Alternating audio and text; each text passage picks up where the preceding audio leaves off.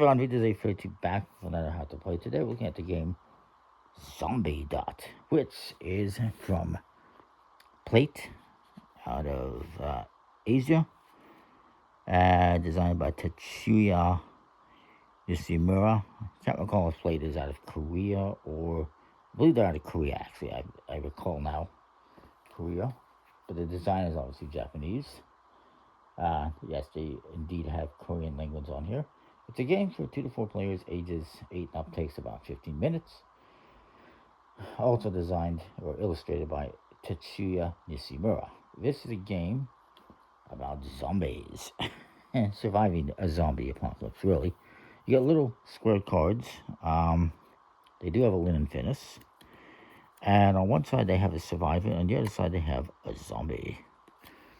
In the game, one person will be a zombie, and the other players will be survivors. It works best for 3 or 4 players, but you can't play it with 2 players.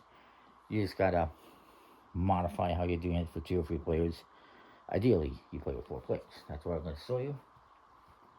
In the game, each person will take a turn being a zombie. So if it's 4 players, you're going to do 4 rounds. And for the zombie to win, he needs to turn all the human survivors into zombies. For the humans to win, they have to actually survive. So, said it takes about 15 minutes. You have 44 cards. Each card has a survivor on one side and a zombie on the other side. There are some special ones here, like the soldier. And if I can find some more, the doctor and the policeman.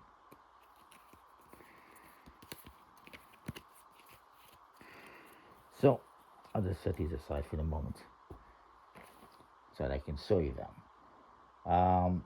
So again, the survivor's goal is to place, the survivors want to be able to put all their cards out, and the zombie wants to prevent them from placing more cards. So what you're going to do is you're going to shuffle up the cards. You're going to deal 10 to each player. So you've perhaps done this already, but it's fine. It'll take me just a moment.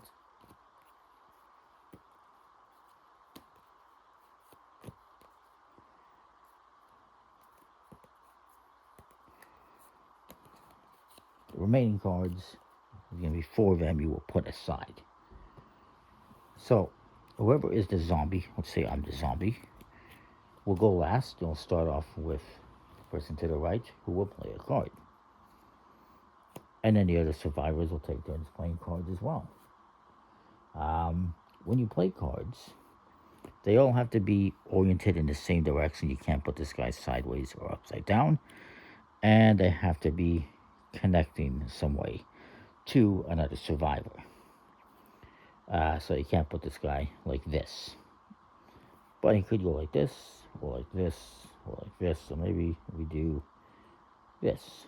And then the next person's going to go and they play this one here, let's say. So then it'll come to the zombie person.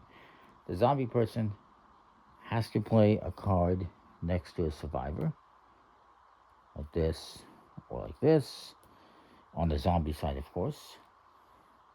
They cannot put a card next to another zombie. For instance, if I had this zombie here, I could not play this one here. I would have to play it, well, perhaps here, but I'll get to that in a minute. When I place a card as a zombie, any humans next to that are going to become zombified. And this will continue through the rest of the cards that are connected. The zombie will turn another guy into a zombie. Again, there are some exceptions. For instance, the policeman. If this person were to play the policeman here, let's just turn these over again. And I played this zombie here. This guy would turn into a zombie.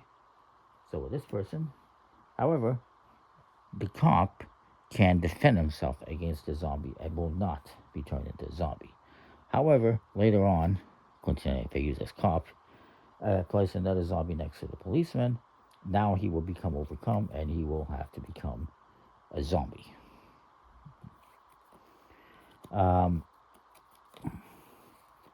Let's reset this. Another example is the doctor. The doctor, let's say we had this example here as before, where we had like, these ones or whatever, and then I placed this guy here and turned everyone into a zombie. The doctor, when it's played, can come along and heal one survivor. However, if I put a zombie next to him, he's going to be turned. So he's not immune to being attacked or being zombified. He is, however, able to heal a zombie into a human. And then the last one is the soldier. If a person were to play a soldier, let's say, well, I can't play it here, obviously, because it's not connected. Let's get rid of the doctor. Let's zombify this guy. If somebody were to play the soldier here, the soldier will kill this zombie, and it's going to get removed from the game. Now, you will probably end up with a gap like that, and that is fine. But that is the power of the soldier. So the cop is immune from being infected by one single zombie, but if more than one surround him, he will become zombified. The doctor can heal a person who is a zombie, turning him back into a human. And then the doctor will kill a zombie when placed next to a zombie. Anyhow, you're going to continue going around the table, taking turns, putting out cards. The zombie is going to be trying to zombify other players. So you can put this one here and turn the soldier into a zombie. So much for his effort. And if the zombie is able to, get everyone zombified and the other players are not able to play cards, then the round will end. For instance, this player can play the cop, and he's okay. Actually, no, he's not, because he can play this here, and he's okay because he can defend himself against one zombie. Somebody else can come along, put the doctor here, and heal this guy. Oh, he's a cop, so he can theoretically defend himself against one zombie, but not more than one. But he's okay for the moment. But if another zombie comes along, he's toast. And then, of course, the soldier can come along, and I don't have another one handy, but he can come along and nuke, take out a zombie. So, anyways, like I say, keep going around trying to avoid getting all the survivors zombified, so that you can put cards out. Obviously, this guy cannot play this card here because he will be turned into a zombie. So he would have to play next to this cop. But eventually the cop might turn into zombie. He might turn into zombie. It's an interesting little game. It is challenging for the survivors to actually win. I'll let you know that much. It's an interesting game. So again, if the survivors are able to put all their cards out on the table, they win. However, if they're not, then the zombie will win. Now, a zombie can actually, whoever the zombie is, can actually pass on the turn if they're not able to play a card or don't want to play a card. But the humans are not able to. If you can't play, you lose. That's it.